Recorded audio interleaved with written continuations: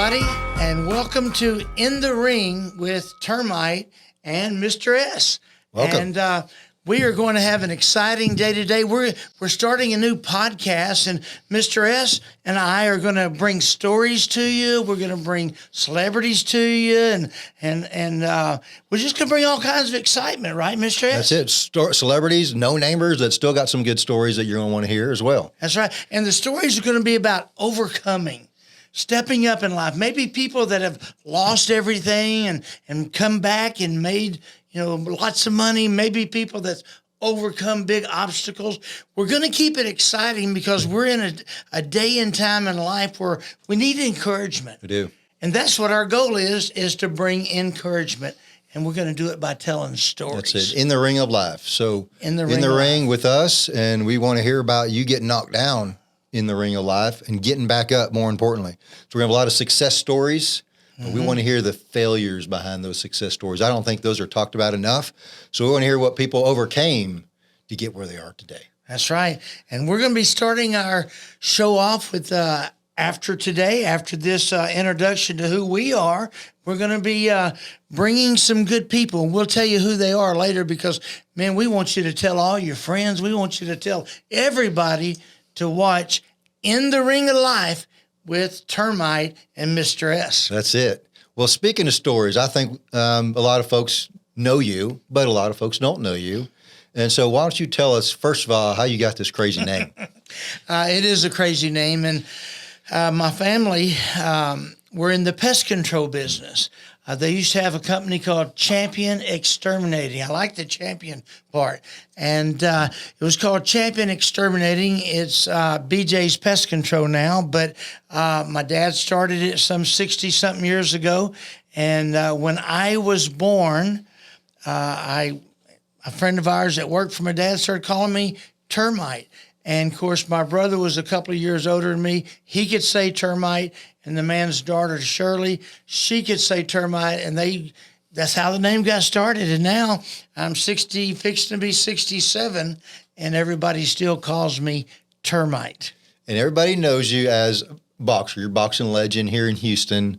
How'd you get involved into boxing? Was it something you loved as a kid? You saw someone on TV? How did that start? I love to tell the story. I have to go back in time. My dad was a gangster. And but then he gave his heart to Christ. And my dad was straightening his life up, but his son was still going the wrong way. Matter of fact, fast forwarding up till I was about 10 years old, I was already stealing, I was already drinking, I was already smoking. Yeah, I had an uncle that would give me all the booze that I wanted. So needless to say, I'd go stay weeks at a time with him. And but he saw his son getting in a lot of trouble. My dad saw his son getting in a lot of trouble. And he talked to some people, and they said, get him involved in boxing. And then an opportunity come. A guy named Mr. Joe Dove came up to the baseball park one day. My dad was coaching us, and I was way out in the left field. I was so bad, my dad would tell me, just keep going, Termite, keep going, keep going. Because I'd stay out of trouble way out in the field. But Mr. Joe Dove came up, and I love telling this story because I can remember the emerald green truck, and it was a regular cab pickup Ford truck, and he had the on the steering wheel had that knob that you turn. He had that, and I remember that the automatic shift was on the column. On the steering column. And he come up and he had two twin brothers, the Carr twins, Carr brothers, and the man's son, Randy Dove. And he come up to my dad and said, hey, Bill, let's talk to Termite about boxing. Does he really want to be a boxer? They called me from the out in the field, and I come running in and said, yeah. And they said, Termite, and I got to paint this picture. Joe Dove at that time was kind of wild. And he had a beer in one hand, cigarette in the other, dark green glasses, a baseball cap that was cupped over, and he had his arms crossed. He said, hey, Termite, you want to be a boxer? And I thought, yeah, that'd be fun. I was already fighting every day. And so I said, yeah. So we went down to my dad's house at that time, my house, and it had 3-car garage. And he pulled out these boxing gloves. They were called pillars because they were real big boxing gloves. We slipped them on, and I slipped them on with one of the twin brothers. And the twin brothers, if you're listening out there, I still have not forgot this day, and I won't forget this day. I owe you, and they're good friends of mine. And anyway, so we put the gloves on, or they put the gloves on one twin brother, and they put them on me, and they said time, which was the same thing as a bell going ding, off. Ding, ding, ding, ding. That meant start. I didn't know what it meant at that time, but I learned real quick. That was the bell going off. And this twin brother just jumped out on me, and he started hitting me, and he was experienced, and he just gave me a whole minute full of whooping. And after 1 minute, he said, time again. And I thought, wow, I'm sure glad it stopped. Well, and I don't know if you've ever been whipped for a whole minute. That's a long time, especially when you're on the receiving end. So I looked over, and he puts them on the other twin brother. And he said time again. Of course, that's when I got my guard up.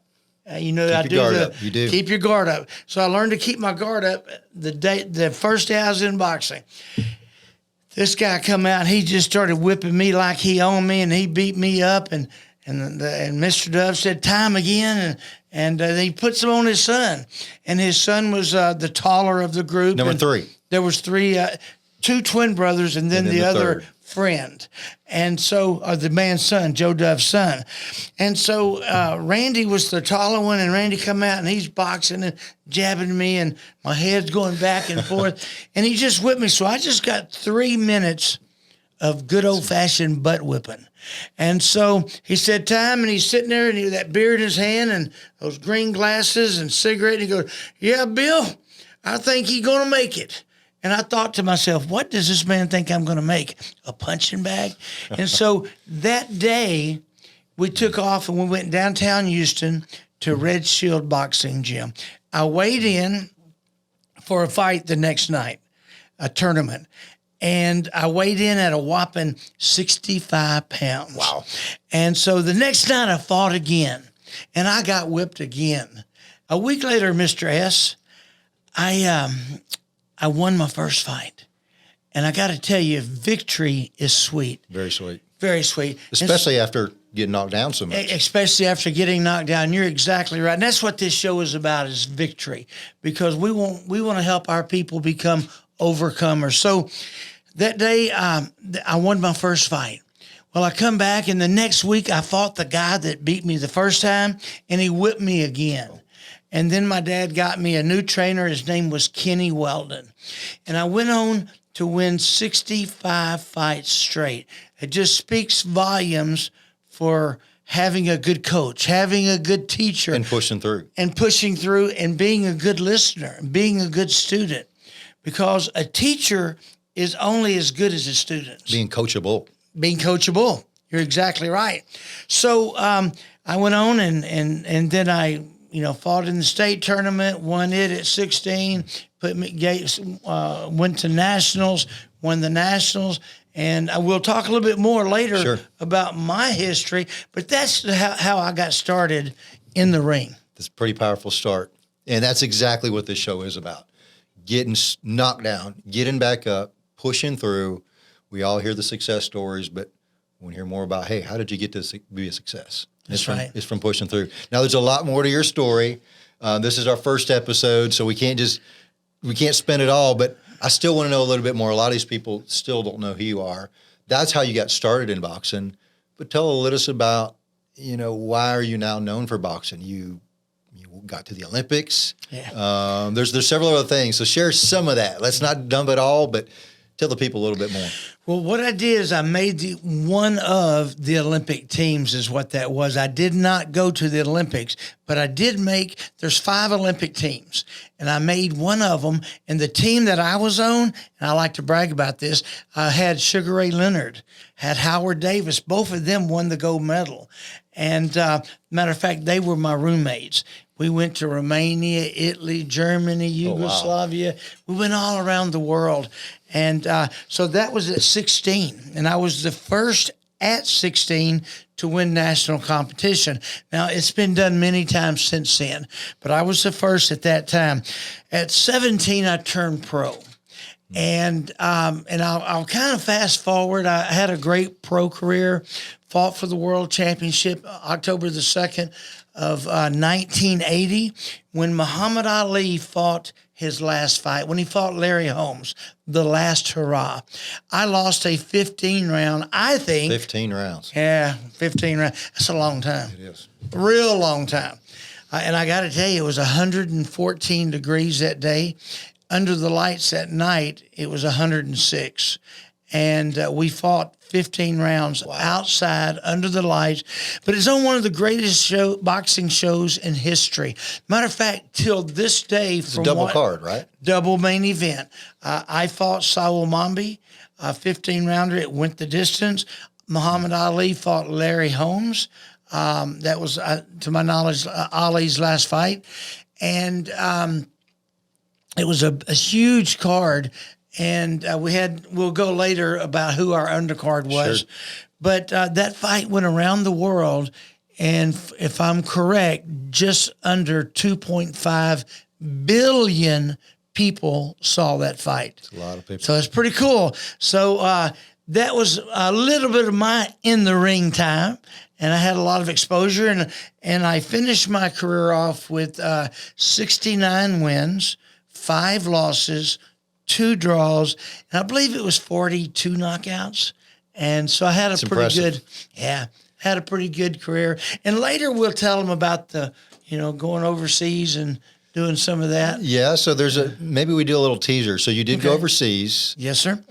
You did bring a country to the Olympics. So I won't say all the details. All right, I'm going to tell you. Okay. All right. So I am a Christian, and throughout this, we're not going to preach to you, but I am very proud that I am a Christian, and I felt like God was talking to me and calling me to go to Iraq. And the war was starting over in Iraq, and the only reason I could go was pest control. So I went over there, and I went, and the first day there, had a run-in with a general. And this is going to lead into a lot of stuff, and so I'll try to make it as short as I can. But we want to make this exciting for you, and we want to let you know what we're doing in our life and make you a part of it. But the first day that I was in Iraq, I had to take a stand. A lot of times when you get knocked down, you got to get up and take a stand. Sometimes you got to take a stand in life. We don't have enough people taking a stand for what they believe. I'm huge on this because it was because of Americans that took a stand that made America what it is today. And I'm big on America. And, I'm fixing to make probably you mad and everybody else mad, but if you're one of those folks that don't think America is the greatest country in the world, see me after this and I'll buy you a one-way ticket anywhere you want to go. This America is the greatest country in the world, and I love it. So you did make me mad. Think that you're going to make me mad with that, but that's okay. Well, part of your job on this show is to reel me in when I start getting, we're going to be real candid with y'all, and we're going to be real just. We're not, as you can see, we're not professionals at this, but we are going to have fun. So Mr. S is the organized person right here. And he's going to bring me in when I start getting on too many stories. And so going back on the story I was saying, so the first day in Iraq, I had a run-in with a general. And I'm teasing here because we'll talk a little bit later about the movie that's being done. We will. About our story. But anyway, so I had to go in and talk with the general. He called me in, and I go through this. I'm going to paint this picture for you. So it's a dark building because we had no electricity. But I'm going down. The soldiers are escorting me down a little hall. And there's a light, but yet there's no electricity. And it ended up being run by a generator. And they're taking me to a General Buck. And we walk in, and he's mad. I mean, he's just like, and he starts, ranting and raving about where you been, because they were supposed to have me there to kill flies several weeks earlier. and I wasn't there. And he started jumping on me, and I'm telling the short story. I just leaned over. I mean, he started cursing me, and I just don't let people cuss me, Mr. S. And so he was cussing me, and I just leaned over the general's desk, and I said, sir, no disrespect to you, but I don't allow people to cuss me. And if you cuss me again, we're probably going to fight, and you're probably not going to win. And so that's how my story that we'll go into later start. That's the start of it. That's a great start. Now, I won't make you tell more detail, but I still want to close it up just a little bit with a teaser. They're making a movie about your life, and we'll expound on some later shows, but let's at least leave them with that much. Tell them who's making the movie of your life. Sylvester Stallone, and really I'm supposed to say Balboa Productions, but we all know that Sylvester Stallone is the driving force behind Balboa. Yes, 3 years ago we signed a contract and of Balboa doing the movie. We're looking for a director right now, and then they've got a set of actors that they want me to pick from, and then we got a little delay on it because I got that little thing called the virus, the coronavirus. Heard about it. Yep, and for all y'all that don't know, I was one of the first ones to go on the ventilator and then come off of the ventilator. I was on the ventilator for about 18 days, and then by the grace of God, I made it off. And so the movie was delayed, but we're rolling full speed ahead now, and we're looking for a director. Can you tell us some of the names they got you picking for leads? Oh, twist my arm. Yeah, they gave me this long sheet of paper. It was 12 names, and I'll just give you a couple of them. They had a little old guy called Matthew McConaughey. Heard of him too. Yeah, we heard of him maybe once or twice, and had a guy named Brad Pitt, Bradley Cooper, Josh Brolin, Mark Wahlberg. And so I'll just leave it right there. I mean, we don't even. It's going to be exciting. It's going to be exciting. It's going to be exciting. You know what's exciting is we're going to keep the folks, our fans, our people, our audience. We're going to keep you up on every single move of this movie. Awesome. Make them a part of it. Awesome, because it's going to be a story in itself. Yes. Already unfolding. That's right. And part of this, and I'll kind of wrap up this a little bit. You're talking about a movie being made about your life. What people don't know is, what I'd like to emphasize, how many years since you had that script to now you got this movie deal. Because people probably just heard, hey, I did some great things. Now they're making a movie out of my life.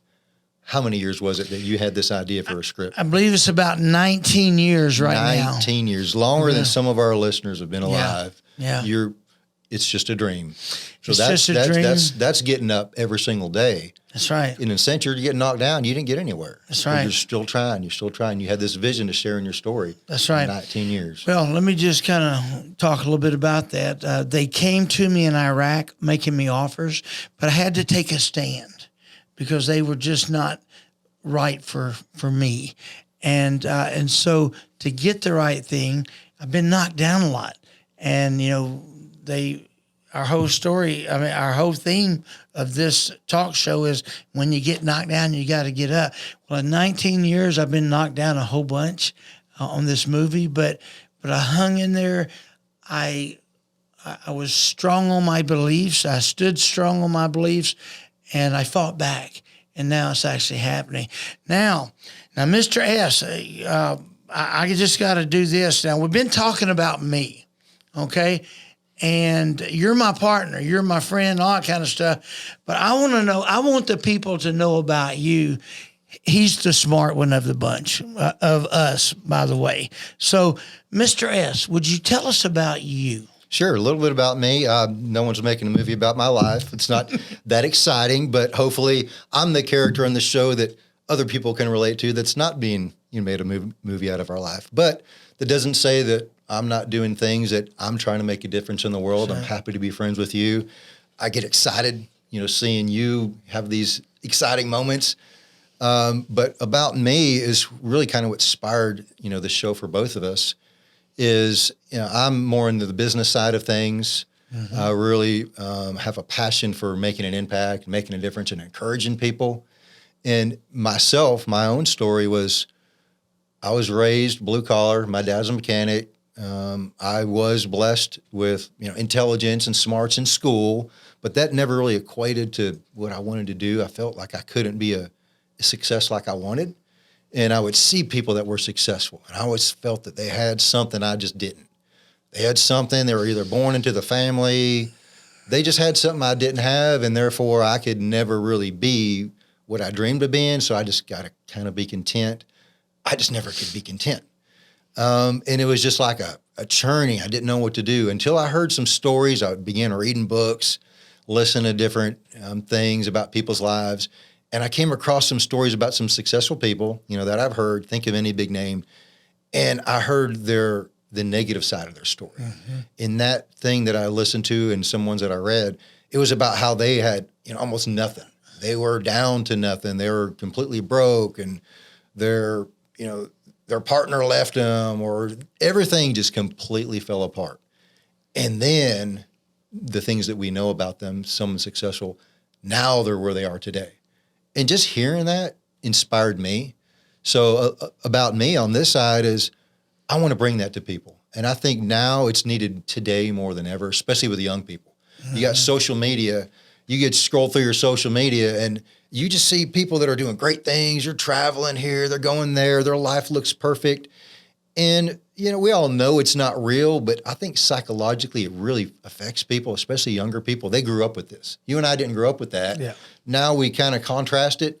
Imagine growing up and seeing everybody doing these great things, and you're living a life nothing like this. It can, I think, create this mentality of, wow, I can never have this, or I'm not going to be like that. And I think then people see when people are successful, it looks easy. Yeah. When you scroll through social media, it looks easy. And then if someone ever does get enough gumption within them to say, you know what, I'm going to make something of my life, and they'll try, and they just fall flat on their face. Yeah. And it's not easy. It's not. Some of the things about you, you've got degrees, you're an engineer.